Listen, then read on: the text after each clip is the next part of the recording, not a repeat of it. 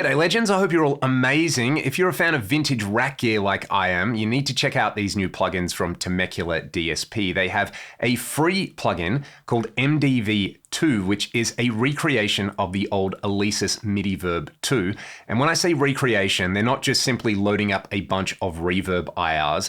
They're not using a similar typeface and some effects which are loosely based on the original unit. No, they've gone in and they've reverse engineered the code from the original hardware and recreated it in software along with all the original presets. The great thing about this is because they've got so much processing power available with modern computers, they've actually baked in 2 instances of the Midiverb into this one. So you can run them into one another and all the original effects banks and presets are in there. So if you're looking for things like the reverse reverbs that Kevin Shields used, if you're looking for things like the reverbs that Gary Moore used or some of the delays in there, if you were somebody who still owns an original Midiverb-II, you'll instantly be familiar with the sounds in this. The way that it works essentially is you've got your main mix control, your input and output levels. You've got your 2 units over here, which you can load different presets onto and control the amount of send from one to another. You can even pan them to either side of the spectrum if you wanted to have independent effects on the left and right channels. And then like the original Midiverb, you just bank up through these different presets or you enter different numbers in here to get to the presets. I'll just give you a demo of a couple of sounds on here and we'll also take a look at a couple of other plugins that they make.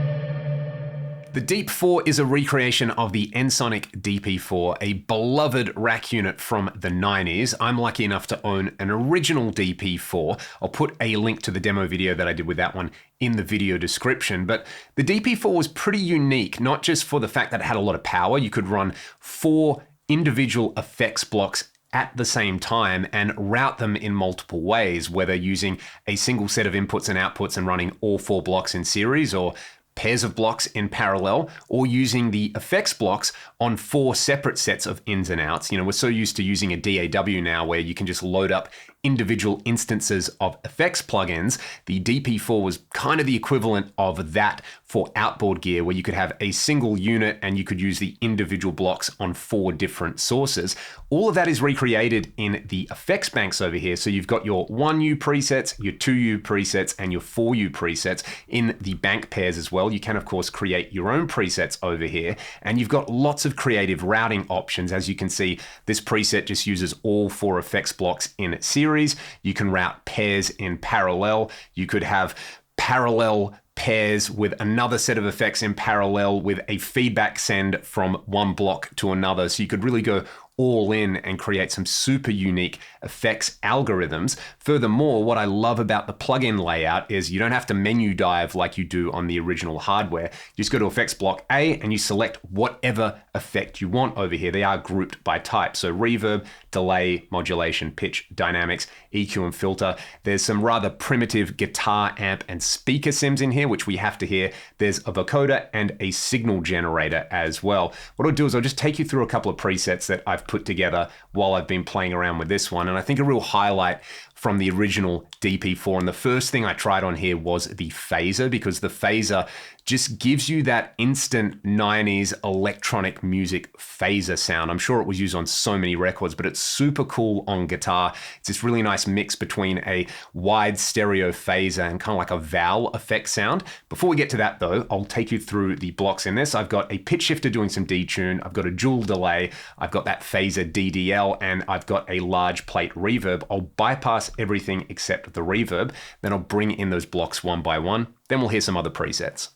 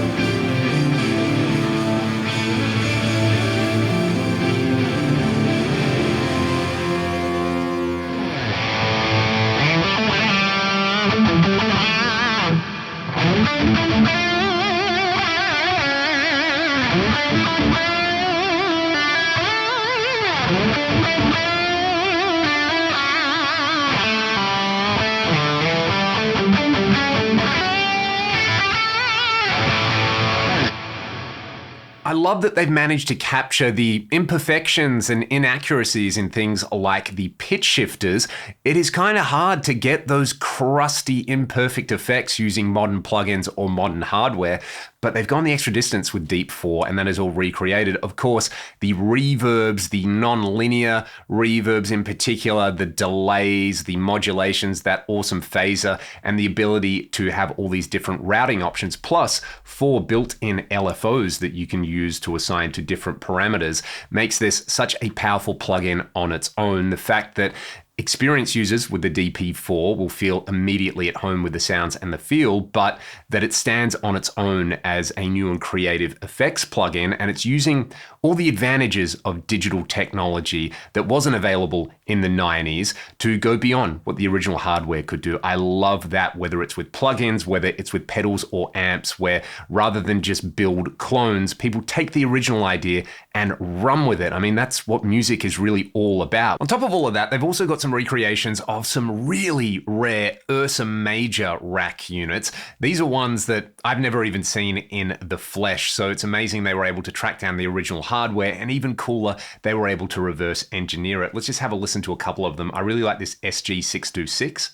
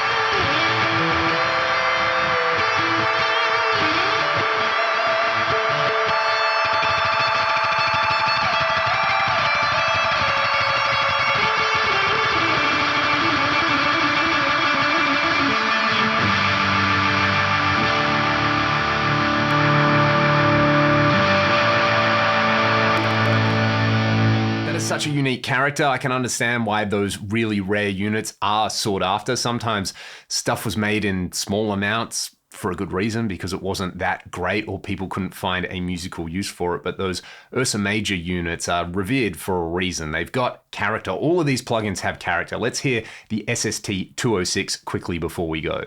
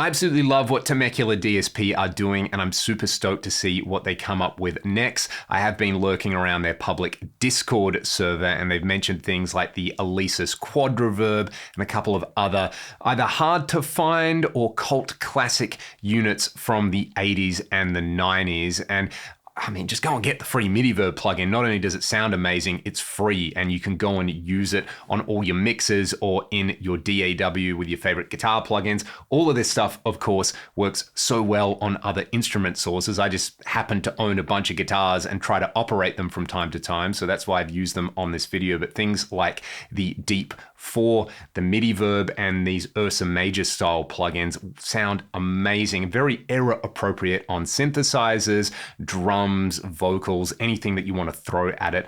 Even the paid ones are really reasonably priced as well. And like I said, very excited to see what they come up with next. This isn't a sponsored video. I'll link their website in the video description. You can also check out my video with the Ensoniq DP4, but I just genuinely really like what they're doing. I'm a fan, and I just want to spread the word. Go and grab the free Midiverb plugin, check out the other ones as well, and support a new company doing some pretty fantastic things. And until next time, thanks for watching. I'll see you then.